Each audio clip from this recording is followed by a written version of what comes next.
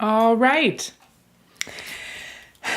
Hey everyone, I'm Meg Bolger, and welcome to Tuesday's live stream. We are going to be talking today about how to keep people engaged online, part 2. So last week we talked a lot about how to keep people engaged online, some of the bad habits that we have, and also some of the things that we can do to up participation, to keep people paying attention and alert, but also keep people involved in online sessions. And so today we're going to be continuing that theme. So let me give you a little bit of overview about what we're going to be talking about. So let's see over here. Perfect. Okay. So I made this big mind map on Mural all about how to keep people engaged online. Last week, we talked about all the bad habits that people have. I called it wrong answers only. So video coming on that soon. How to keep people engaged on Zoom. So specifically like creative ways to use the Zoom platform. If you are wondering what the heck cows have to do with Zoom, look for that video coming soon. And what we're going to be doing this week is we're going to talk about two things. We are going to be talking about how to mix up how people respond and how you are inviting them to engage. So whether that's on Zoom or if it's on any of the other virtual platforms, we are going to be talking about that briefly to get us started. And then we are going to be talking specifically about external technologies that I use during my facilitations. So we're going to talk about Mural, and all of these little bubbles here are the ways that I use Mural in my facilitations. We're going to be talking about live polling. We're going to talk about Gather, which is the best platform if in my opinion, it is one of the best platforms if you are looking to create social connections, camaraderie, or a feeling of novelty online. It is also the best place to host a party, in my opinion, online. And then we're going to talk a little bit about OBS and Canva, why I think screen sharing is the death of participation and of facilitation confidence online, and probably some other things too. So let's hop on into it, and let's start by talking about, all right. So when you are facilitating a meeting, a workshop, or a training online, asking people to participate is something that almost every single person does. We want people to be engaged, to be like giving their thoughts and energy and being engaged with what we are presenting, facilitating, or teaching, regardless of the platform. I'm going to try that again. Okay, so when we're facilitating online, whether it's a meeting, a training, a workshop, we want people to be engaged. We often want to hear their voices, hear their opinions, hear their thoughts, and we often ask for it. And when we do that, I find that it's this little moment of vulnerability. It's this little moment of putting ourselves out there and saying, hey, what do you think? And when people don't respond, that can feel like a really big letdown. It can feel like we are kind of like left out to dry and no one's out there meeting us in this kind of invitation to participate. So I want to share a couple of different ways that I keep people engaged online when I'm on a platform like Zoom or Teams or Meet, any of those kind of like big standard video platforms. How do I keep people engaged online? And one of the things that I do is I invite people to mix up how they respond throughout a session. So like the kind of like secret here is to not use the same kind of invites for participation the entire time. It is to mix up how people are being invited to participate. So I did a whole video about how to increase participation in your classroom, in your meeting, in your workshops, and I'll link that below and also in one of these corners up here. But in that video, what I talked about was 3 key things that we can do to increase participation. And that is adjusting group size, adjusting the props or the materials that we use, and increasing the novelty in which we invite people to engage. So I'm going to take those one at a time and kind of just give you some quick examples of how you can increase participation online. So the first we're going to talk about is group size. So group size is just this idea of like, are you asking people a question where you're asking them to share in front of the entire group, or on the opposite end of the spectrum, are they actually just supposed to be responding to themselves and kind of having a moment of introspection in their in an invitation to participate? So the group size kind of spectrum goes from individual to pairs, small groups, and then engaging with the large group or a larger group. And I think changing that is a key way to get people to participate online. So I'm going to look here. So one of my favorite structures, like ways that I invite people to engage that I think fundamentally changes how much participation I get, is this structure called minute papers. So if you're not familiar, facilitator cards, this deck that I helped create, facilitator cards. This is a box of frameworks or structures or processes that you can use to engage groups, whether you're working online or in person. And one of my favorite ones of those processes that you can use at any point, and it will increase participation and increase the quality of participation, is minute papers. So this simply is asking people to take a moment to write down their thoughts in response to a question before they share out loud. So if you say, what are the things that you find most challenging about facilitation?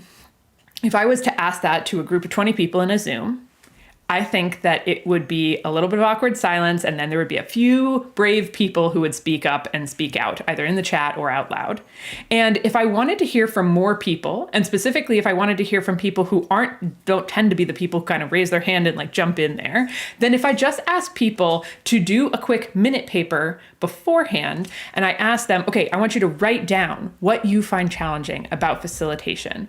If I ask you to do that first before sharing in the large group, that is going to dramatically increase participation because you've now had a chance to think, and you also have something to reference. People like having something physical to look at, to hold, to touch when they're talking. And so having that little point of reference or, document that you opened allows for that kind of little bit of anchoring when you are sharing. So I can do that. I can ask a minute paper, and then I can ask you to share out loud, or I can also ask you to do a minute paper, and then I can put you into a breakout room and say, okay, I'm going to have you talk in, triads in groups of 3, and I'm just going to ask you to share what came up in your minute paper. And then I'm going to bring back everybody, and then I'm going to say what came up in your groups. So that idea of going from an individual activity to a small group to now sharing into the large group dramatically increases the likelihood that people are going to participate because they've had time to think on their own. And the thing that the small group does is that it allows you to, instead of just be speaking for yourself, it allows you to speak with and for other people. So what I mean by that is just this idea that when I have to say, I think this is challenging, that's a certain level of risk and vulnerability. But if I say instead, my group discussed that this was a challenge that a lot of us face, I don't have to speak just for myself anymore. I can now speak for a larger collective. And that actually lowers the vulnerability for a lot of people because it doesn't feel like they have to share just their thoughts. They can actually share kind of like agreed upon thoughts of the group, and that can kind of lower the risk. So I think that will increase the likelihood that people are engaged, that people will respond, and it also gives people a lot of different ways to stay engaged, right? Maybe they write a minute paper and they don't share. Maybe they talked in their small group, but not in the large group. But there's still these touch points and different opportunities for them to be engaged in your session, even if it's not going to be by speaking out loud in the large group, which is often how we think of, or what kind of like the metric we hold up as participation. So there's a couple of other things that you can do to increase the likelihood of participation. We talked about group size. Novelty is another really important one. So what do I mean by novelty? Instead of asking what makes a great facilitator, you could instead, or what makes a great leader, or what makes a great teacher, you could instead ask, if you wanted to be a terrible leader, how would you do that? If you wanted to run a terrible class, how would you do that, right? That's just a little bit of opposite thinking, right? And that little bit of novelty is so appreciated by the groups that I work with. So just last week, I was facilitating a group of teachers and administrators on a day-long facilitation intensive, and we did this. We said, if I wanted to run a terrible faculty meeting at your school, how would you do it? If you just wanted to make sure it was really painful for everybody to be there. How would you run a terrible faculty meeting? And we had no problem making that list. Everybody was throwing out ideas left and right. Everybody was laughing. They were having fun.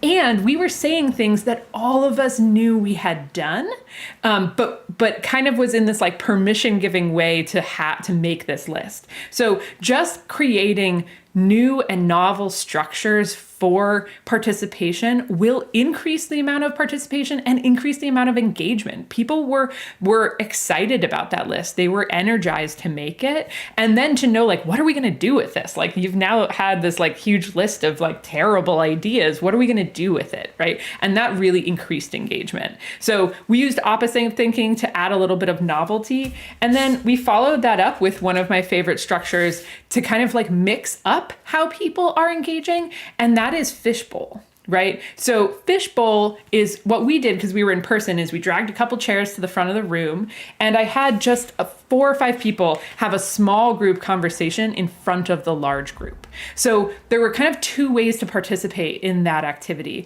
One was to actually be one of the participants in the front of the room who was engaging and having a small group conversation. And the other was just to sit and listen. We often don't think of listening as engagement. We think of it as something that is passive, that is something that doesn't kind of count as engagement or participation. And I think it's worth challenging that, especially when when we kind of modulate whether people are being more passive listeners or if they're being more active participants, if they're being more active participants throughout a session. When we modulate that, then it can kind of feel more like just listening in is actually a way to participate. So with Fishbowl, you can do this online by spotlighting people. We actually, I think, have a tutorial that we can link below teaching you how to do it in my favorite way, which is to hide non-video participants. So just creating new structures for people to participate in and having, instead of, if you've done a lot of breakout rooms during a session, if people are kind of exhausted by having to be in small groups every time, then doing a fishbowl can be a really nice alternative way to increase some engagement and to mix up the way that you are inviting people to engage. So this idea of novelty and of group size is pretty easy to translate online, or rather, I have found a lot of different ways to do that, to translate and to bring kind of some of those familiar structures that I use into an online environment and without ever even having to leave the platforms. If you're curious and you want some more ideas of like, well, what are some other ideas other than opposite thinking or minute papers, then what I would encourage you to do is check out facilitator cards, right? This is a deck of 60 different ideas on how to structure, how to structure your workshops, how to structure your invitations for participation. And not to each card is kind of like an individual section or, module. What is the word I'm looking for? You can plan in a really modular way. So if you're like, I just want to have this discussion and I want a novel way to do that, or I want to do this brainstorm, but I don't want to just make a list. Facilitator cards are perfect for that, so we'll leave more information below. Or you can go to facilitator.cards if you're watching this live, if you want to kind of check out all those different options. So the other thing that I find really helpful for increasing participation and engagement is to mix up how people are being brought in to engage. And I'm just going to grab a drink of water real quick here.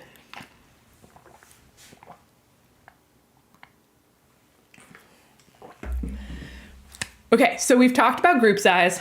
We've talked about novelty and kind of creating different structures and invitations for people to engage. But what about props? Props are a little trickier to translate online, right? In person, I think of paper, pens, sticky notes, whiteboards, flip charts. To me, these are technologies of facilitation. They might be analog technologies, but they are really crucial for getting people to engage. Not everybody wants to speak out loud or can kind of maintain that type of participation throughout a session. So all of those kind of physical objects, allowing people to draw, to create, to model, to work on a flip chart together, those are things that really help in-person facilitations, I think, continue to keep that energy up and keep people engaged. And how do we do that? How do we take those like physical tools that all of us use and love and know, and how do we translate those online? So that was one of my struggles at the beginning of this kind of, at the beginning of the pandemic and at the beginning of my work going online is I don't know how to do a flip chart online. How do I take sticky notes online? And there has been an explosion of technology companies that are trying to solve this exact problem because a lot of us have it and a lot of us want to replace those familiar technologies when we're online. So the platform that I use and that you're seeing right now to replace sticky notes and flip charts and kind of paper and pen to some extent, but especially that sticky note, flip chart, whiteboard space is this app called Mural. So I want to talk about external technologies for a little bit. I want to talk about how we can make why bother with these kind of external technologies, when to use them, and then how to use them. Because something that's really important, I see a lot of people ask questions like, well, should I be using Miro or Mural or Jamboard or one of the other like plethora of online whiteboard tools? And my answer isn't, oh, I like Mural, this is the one I think you should use, or you should really use Miro because of all these reasons. My answer or my response back to them is often, why are you using those in the first place? What problem are they trying to solve for you? What are they standing in the virtual environment for you in person? Because when you know that, then you'll be able to assess for yourself whether the platform has the capacities that you need, or if you kind of enjoy the way that it meets those needs for you. So when I started facilitating online, I knew that I wanted something that we could use for sticky notes, that we could use anytime that I would use a flip chart, or anytime I would use a whiteboard. And so I went looking for a platform that would allow me to like kind of recreate the experience of using those things online. The one that I settled on is Mural, but it doesn't really matter as long as it meets your needs for the types of work and the types of activities that you do on that platform. It really matters how you use the platforms much more than what platform you're using. So I want to share a little bit about when I use my external technologies and how. So Zoom has, and lots of apps now have built-in whiteboards. And generally speaking, you can do a couple of things on there. You can kind of do like random word generators. You can do some like stamping tools. We have another video on how we've creatively used Zoom in the past. So look up here if you're looking for more ideas on that. But there's just really simple things we can do on those. And I'll use them for like, a quick spectrum questions, a quick let's create a bunch of word associations, or let's all do a group coloring on this. Like I'll use them for those quick activities. But if I want to list a bunch of ideas, if I want to run a sticky note generator, or if I want to have a more formal dot voting process, or if I want to kind of create like an elaborate just a little bit more structured kind of like flip chart equivalent, I'm going to go off of Zoom and off of those kind of more simplistic whiteboards and use one of these collaborative whiteboard tools. So I want to walk you through a little bit some of the structures that I've used Mural or any collaborative whiteboard tool to do, which I think can really help increase engagement. And again, some of this is for group size, some of this is for novelty, but also it's just to mix up what people are doing. If you're running a 3-hour session or even like a 45-minute meeting, talking the whole time can just get kind of boring. So like just allowing people to engage with material in new ways can bring about new ideas, can re-energize a session, and can just be straight up more fun. So let me show you an example of when I've used this in some of my workshops and my meetings. Okay, so this was a time where I was running a full day workshop on facilitation, and we did a couple of different things on the Mural throughout the day. So we didn't use this all at once. We used it kind of like in a bunch of different times throughout the session.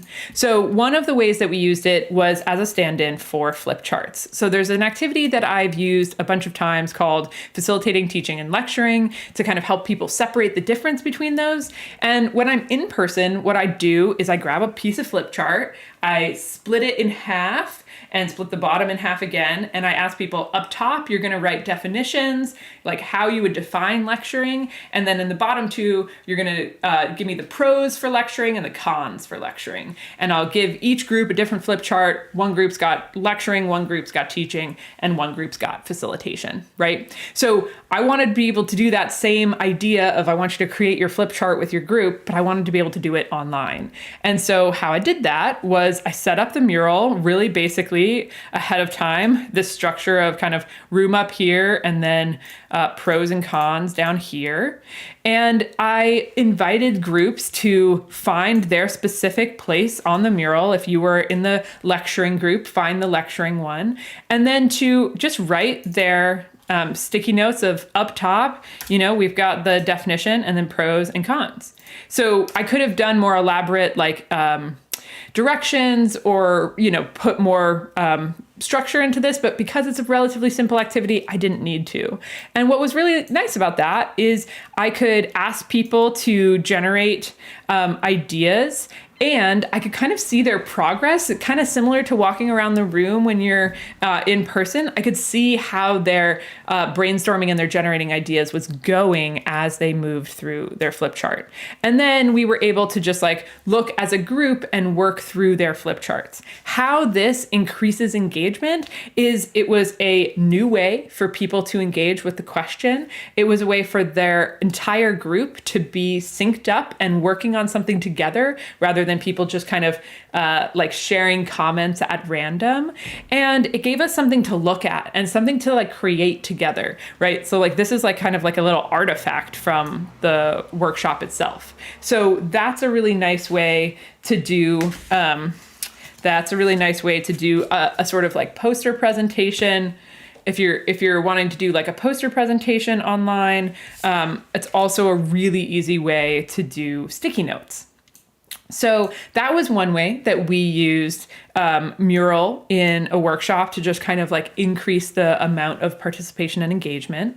We also used it to do a quick brainstorm. So during that session, I was working with union organizers. And so I was asking folks, what are the different types of meetings you have to facilitate? And rather than me just making a list, we were able to just make in 2 minutes, we were able to ask everybody to just generate sticky notes that we could kind of capture and organize online. So making a list can work and it's totally fine for when it doesn't really matter the order or the theming of information. But because I wanted to be able to group these and organize them in particular ways, it's really nice to have them as kind of individual sticky notes so that you can do that as you go. So we also use Mural for this kind of sticky note generator function, and we also used it for decision making at the end. So we had people this is the agenda that I used, and I asked people to do a quick dot vote on what parts they found most impactful and also which parts they would want to translate into a train the trainer and use for their future training. So we just kind of dragged dots literally onto the board in different places. And again, all of this is just ways to collect information in a different way, right? Is to we could have had a discussion about any of these things, but discussions are not the only way to engage with information. A lot of times people, I think, fluctuate. We were just talking about the difference between teaching, facilitating, and lecturing. I think a lot of times what I see in online workshops is that people basically move from lecturing or presenting, where they're just giving you a bunch of information, to a really open-ended discussion. And they just are asking questions into the large group. They're asking for people's thoughts and opinions. But those are kind of the two extremes, is presentation plug-in, and then unstructured large group conversation. And there is a world of opportunity in between that. And to me, that's where I spend most of my time as a facilitator, is kind of in between those two extremes of like ways to engage a group. And because I spend a lot of time in between them, because I mix up what people are doing, I give them lots of different ways to plug in, I think that really ramps up engagement in my sessions, because people have different ways to engage, new ways to engage, and kind of constantly evolving ways to engage, right? It's not just different from what they're used to, it's also different from what we did 10 minutes ago. And that like kind of pulls the energy forward. So I think that's really important to consider, that like we could do probably any activity that I've showed you so far as a discussion, but part of what makes it engaging is that we don't, is that we actually give it some structure and some framing to do a little bit differently. So that is Mural. I think that's a good little overview of some of the like creative ways to use online collaborative whiteboard tools. Some of the things that you saw, we did dot voting. It's also really great for things like SWOT analysis, when you're kind of making like a grid of strengths, weaknesses, opportunities, and threats. What's awesome about some of the collaborative tools like Mural, I believe Miro has this too, is they can have templates for these things like ready to go, which just is a nice way to kind of like accelerate your process, and you don't have to do all the work. We talked about doing it as a poster presentation. We talked about sticky note generator. 100 ideas is this really cool kind of challenge to come up with 100 ideas on something. And Mural is my favorite way to do that, to just ask people to like make sticky notes for 2 minutes straight and to see if they can come up with them. We did 100 ideas for icebreaker questions. We'll leave a link below to that. If you had told me that I could have come up with 40 different icebreaker questions in about 10 minutes before doing it, I would have told you absolutely not. I'm not that creative. And because of the structure and because of the kind of like forced creativity that 100 ideas created, we did it. And I think I came up with, between 30 and 40 icebreaker questions in about 10 minutes. So if you're interested in that, look for that below. Okay, I'm going to take a drink of water, and then we're going to hop into another external platform, one that is really great for large group presentations and sessions, and also for more lecture-y content. So that's where we're going to go to next.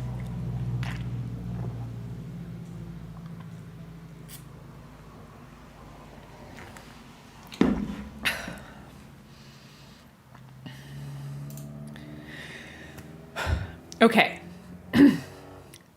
If you run online sessions, especially ones that are more presentation heavy or lecture-y, then the next platform that we're going to talk about is one that you might be really interested in. So the platform, or the kind of technology we're going to be using, the technology that I use that I think translates best to online presentations and lectures and webinars is live polling. I specifically use Aha Slides, but you can use Mentimeter, and there's kind of like a host of other live polling softwares, but they are really interesting ways to invite participation in a really low barrier way that doesn't require you to not kind of have center stage. When you're presenting, when you're lecturing a group, when you are presenting, when you're lecturing a group, you are on stage. You got the mic. Everybody else is just kind of listening and is kind of more passive participants. And so when we're doing that, we still want to make sure that people are engaged and people are paying attention and that they're following us. Sometimes we want a quick way to check in with the group before kind of continuing to the next section or the next slide. So live polling is one of the best ways that I know how to do this. I use it in my kind of like mini lectures for my facilitations. I also use it when my facilitations become really large. So anytime I'm working with a group of more than like 50 people, as soon as I ask people to like throw something in the chat or I ask for volunteers, I might just get way too many responses in this kind of like overwhelming way. And so live polling helps me create containers for those responses and allows me to get everybody's voice in the room, even if I'm not asking them to speak out loud. So I'm going to show you a little bit of like how I use live polling and ways that I think that really keeps people engaged when we're doing online presentations or workshops or trainings. So I ran, here we go. So there's a session that I run called But You're Wrong, which is all about navigating disagreements. And it's kind of like the wisdom that I've learned in the last 10 years of being a social justice facilitator that allows us to have productive conversations when there are like fundamental disagreements with people along political lines, ideological lines, or just kind of like heated personal and political topics. So there's a session, that session I designed for incoming first year students. It works with lots of different folks, but I designed it for incoming first year students for a small liberal arts college. And that meant I needed to run it for about 600 people on Zoom. And I had never done something like that before. And I went and found live polling software that allowed me to engage people online. So I'm going to show you that live polling software. You don't have to use AHA Slides. I like it. It has a really great free function where you can kind of explore really freely without ever paying for it. So I found that really helpful. But I just want to show you some of the functions so that you can kind of get new ideas for how to make your online presentations or trainings or sessions more engaging. So this is AHA Slides. So usually when I start by doing a live polling software, what I'm going to do is I'm going to do some question that it doesn't really matter if everybody answers, but just to get people a little bit more acclimated to the software. So in this case, when did I graduate from my undergrad from Hamilton College? And I had people guess. Some people thought I was, like 7 years older than I am, and also 7 years younger. So that's interesting. Okay, so we did that question, and this is just a poll question. You can have it be a right answer or wrong answer, or you can just use it to get people's responses across a couple of different options. What's awesome about a lot of live software or live polling softwares is that they're going to allow you to build your presentation right inside of it. So you can actually have the slides that you're going to use ready to go in it. So you don't have to hop back and forth between Google Slides and this one. And what I did is basically I did a little mini lecture, and then I would ask people for some ideas. So I said, how do you relate to people when you think that they're stupid or evil when you get into that headspace? And people had all of these responses. We have 14 pages of responses. So rather than have people flood the chat in a way that just had no way for me to kind of read through it or pull things out for people to see, this allows me to click through it and even highlight answers. So if we were in Zoom, what I would be doing is this is all you would see. It would take up my entire window, and people would just be seeing the responses. They wouldn't be seeing all of this background information. So that's just a nice way to collect everything in a way that allows everybody's voices to be heard, but not heard, right? They get to make a contribution, but not kind of overwhelm the chat with 350 messages. So that's one of the reasons I really like live polling, is that it just creates this kind of concrete way to capture information and a way for people to participate. And this is what it looks like when they're asked to participate. This is a mock-up of their phone, and it's just a really simple little invitation, right? There's just the question, and then they write their answer and they hit submit. And so what's also nice about live polling is that you can have them use a phone and not have to do window management where you're asking them to open another tab but also be in the Zoom. Sometimes I think that's just so much nicer. So doing polls is a really nice way to get some quick feedback. Doing open-ended questions where you can capture everybody's initial ideas, that's another way to keep people engaged. And then we did some self-assessment on a scale of 1 to 10, how much security do you need in your life? And this is just another way for kind of anonymous, interesting participation and engagement throughout a session where it's this really low barrier, but you have to be paying attention in order to do it. Something that I think is really underestimated by people who are leading sessions is people don't have to share something big, people don't have to share something personal, and people don't have to even share out loud for them to be engaged and paying attention. Just asking on a scale of 1 to 10, how do you feel about X? Like, is this invitation for participation and an invitation for like personalization, right? You have to reflect on yourself in order to participate. So I think that's a really powerful way to just like increase engagement in a session, is just doing these little personal check-ins.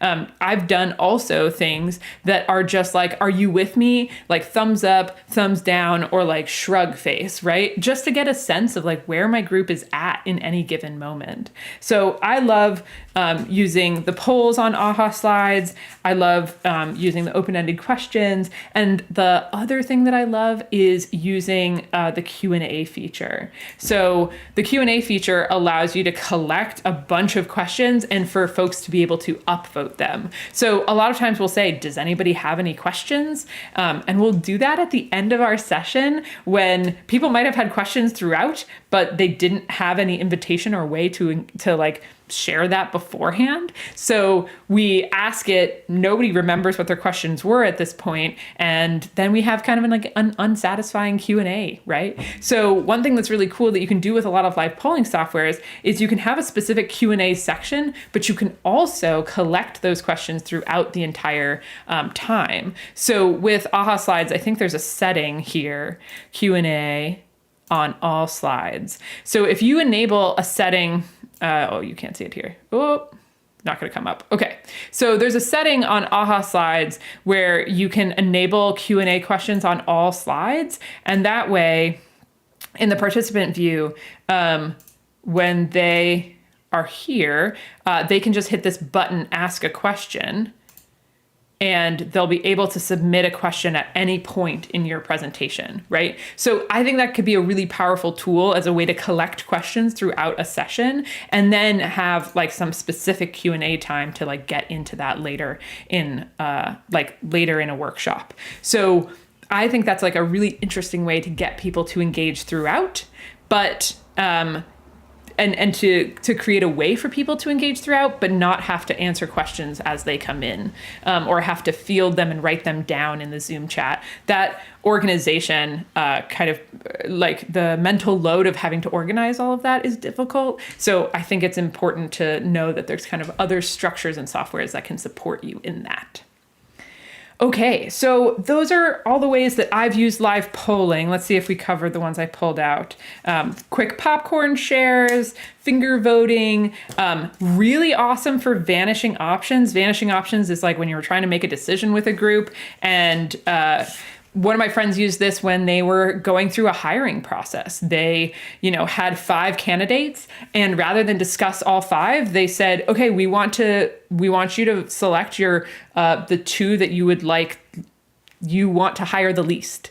And what they did is if they had 2 very clear winners for that, they just vanished them off. They were like, okay, none of us feel excited about these people. We're going to drop them. And now we're going to have a discussion just about the remaining folks. So that was really easy to do with AHA Slides and with live polling. And it really expedited their process. So some of this stuff is really great for large groups. I ran this session for 600 people, but it can also be great for groups of 7 people who just need a new way to engage with the information that they're dealing with, right? This was a really small company, and a 7-person hiring committee. And that meeting could have taken 90 minutes. And instead, they were able to cut it down and be more efficient just by using that little structure and by using a software that allowed them to have that anonymous way of engaging. So lots of ideas there. Lots of ideas there. Okay. What else are we going to hop into now? Let's hop back to, okay, so we've covered Mural, we've covered live polling. Okay, we got 2 more things we're going to talk about today. So imagine walking into a party, and when you walk in, there are chairs set up, like 20 chairs set up in a round circle. And the host says, sit down, I'll bring you food, don't get up. We're all having one conversation. That is what it's like to have a Zoom party. Like any birthday party or family gathering that I've been to on Zoom, it is like we are all sitting around in a circle having one conversation where none of us can leave. And it is one of the least exciting ways and enjoyable ways to like engage with a group of people in a social environment online. And I think Zoom and similar platforms are really terrible for this, because what makes parties and gatherings work is the kind of free-flowing movement of people, the ability to have a conversation and then say, I'm going to go get a drink and wander away from that conversation, and say, I'm going to grab a snack and end up in a pair conversation with just one other person, or go visit the cat and not be in a conversation for a moment. Like that freedom of movement is essential to social interactions in person. And Zoom and other similar softwares do not allow us to recreate that freedom of movement, right? So I want to introduce you to one of the coolest platforms that I've encountered in the last 2 years of me being online that I think fundamentally changes how people engage online, and that is Gather and GatherTown. So Gather is an awesome platform that you can absolutely use for teaching, for sessions, for workshops. I think it's ideal and like kind of like beautiful usage is when you're looking for a social gathering, when you're wanting to connect people, and when you're wanting for like a truly novel experience online. I think if you're hosting happy hours, if you're hosting, team bonding events, if you're wanting to do a birthday party for a remote, in a remote team, Gather is going to fundamentally change the level of like enjoyment and engagement and like excitement that people have about those sessions. So we used Gather quite a few months ago for a virtual facilitation event. And I just want to show you, let's see if we can do this. Yeah, cool. So I'll link this recording below. This is a recording of an entire session I did on Gather, but I wanted to show you, I had pulled up a specific time block here. Let's see if I can find it again. Okay, I wanted to show you what I mean by freedom of movement. So what Gather does is everybody is this little 2D avatar and everybody has control over their individual little avatar, and they can move whenever they want to.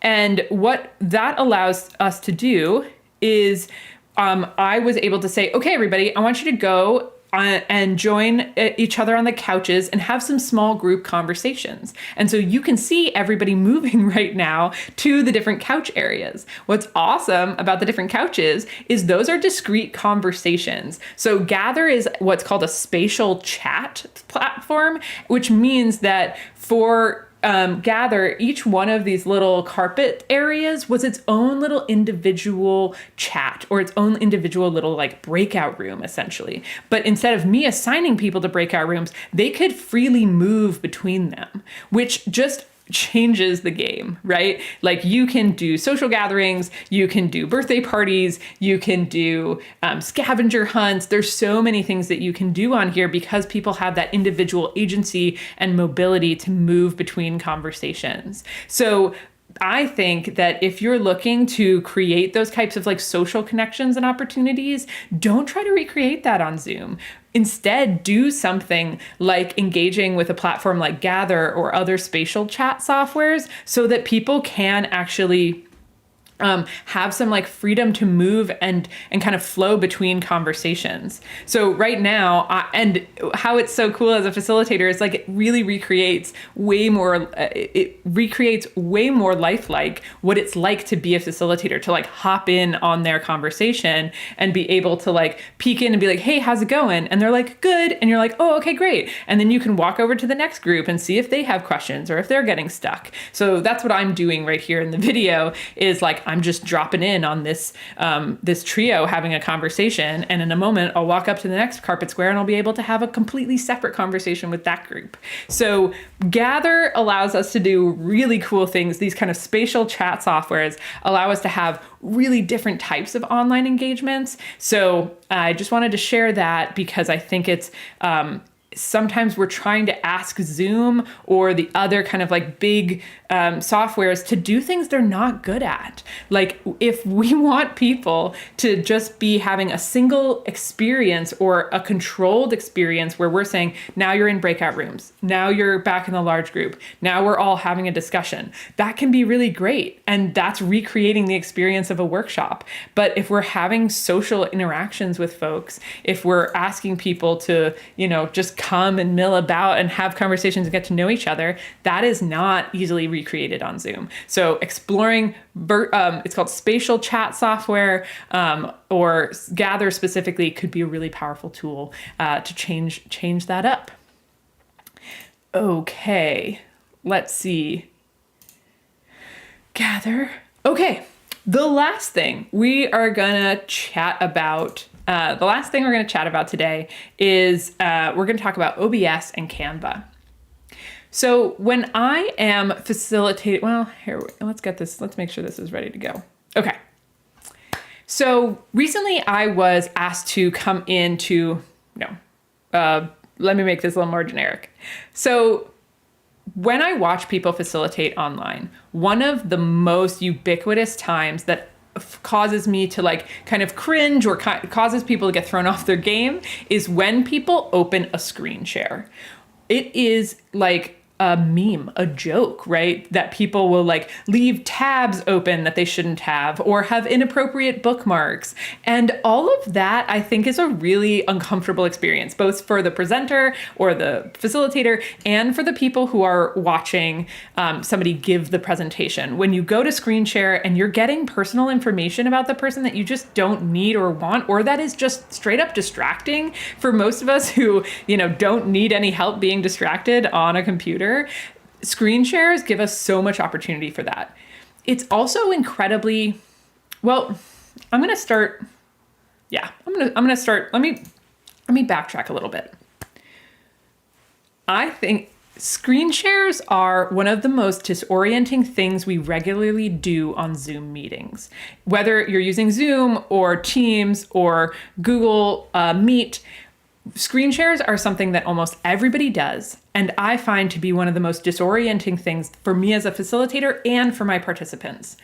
One of the reasons is that when we screen share, we're often having to do something in a moment where we have to like select a button and then select another button, and it isn't this seamless transition. It doesn't allow us to kind of smoothly move from one part of the conversation to the other.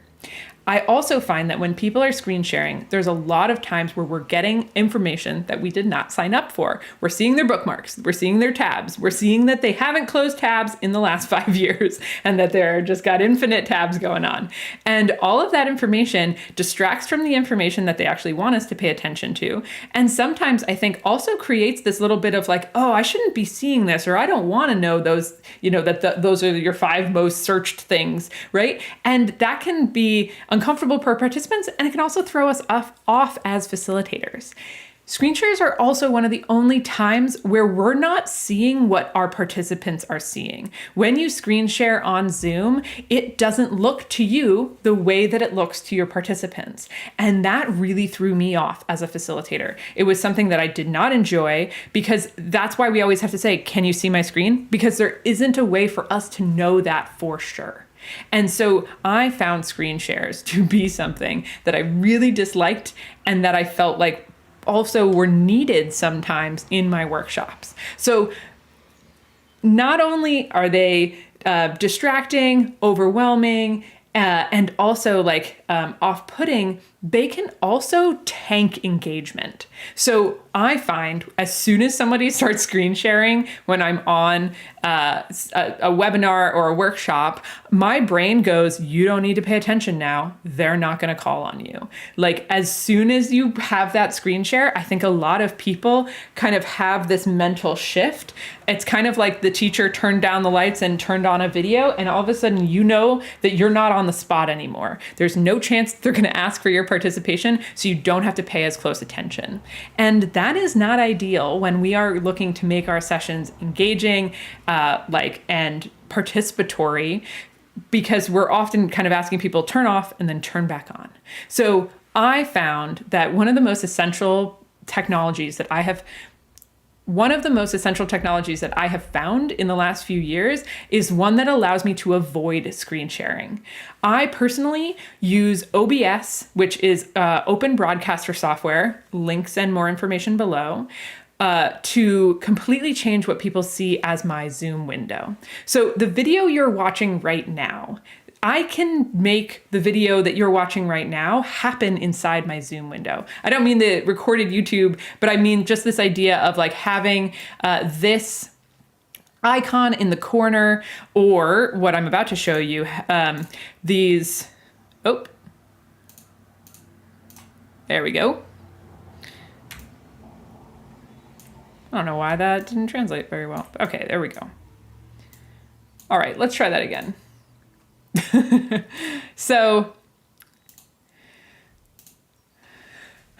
So the video that you're watching right now is actually being fed to YouTube through OBS. And OBS is something that I can use to stream to YouTube, but it's also something that I can use in my Zoom meetings. So instead of people just seeing me and pulling directly from my webcam, I can actually tell Zoom, I want you to pull my webcam from OBS. And what that allows me to do is put, cute things like my little logo in the corner, or my name, but it also allows me to do things like have my slides directly in the Zoom window, right? Rather than having to screen share, I can actually just say, hey, everybody, welcome to Card Sharks. This is a monthly event that we run here at Facilitator Cards.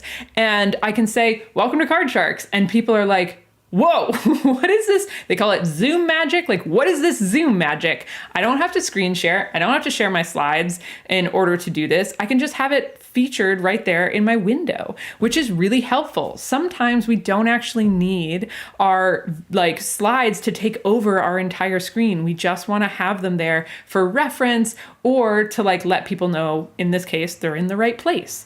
I also use this when I'm actually giving a little mini lecture in my workshops. So rather than screen share and just have myself in the tiny little corner on the side of the Zoom, I will actually pull up my slides in my Zoom window. I'll spotlight myself, and then I will say, okay, let me give this little mini lecture on the different colors of facilitator cards.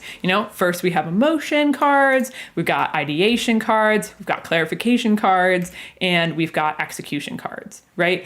And this little lecture I can do without ever having to screen share. I just have my OBS going. I am using Canva right now. These are my Canva slides that I'm clicking through, and I'm using OBS to kind of bring that right into my Zoom. And I find that really helps engagement. I can see people's reactions more easily because I know, I don't have to be outside of gallery view. I can see people's reactions. I can see when people have questions, and I'm also not personally disoriented by having to screen share, and nor my participants. So that allows for a much more seamless and engaging little mini lecture rather than having to do that screen share kind of disorientation dance. So I really love that. And I'll just show you kind of what I meant by I'm using Canva. This is what I have up on my screen. I have all my slides and I just kind of click through them. When I facilitate, I often have two monitors. So I'm able to have my Canva slides on one and my Zoom on the other. And then I'm able to, because I'm using OBS to, change what people are seeing in my Zoom window, they see this, right? And I just have to click through the Canva slides to bring those in and change what they're looking at inside of my OBS. So if you're looking for more information on this and you're like, yes, I want this thing, please check out the video that I'll link below on how to set up OBS and also how to control OBS with your Stream Deck, because it makes a world of difference when you're facilitating to be able to control all those slides without having to click back into the program. I can just actually press one button on my Stream Deck, I'll show you right here, to bring them up or to hide them. So that's just like a really nice thing to be able to do. And honestly is one of my favorite technologies for creating more smooth facilitations, but also therefore, I think never losing that engagement energy. One thing to know about facilitation is that we are energy like regulators. We are people who are trying to modulate and continuously kind of keep the energy up with our participants. And one thing that I find really important to do is to be able to keep it going. Is like if I've built up inertia, I want to be able to ride that energy out.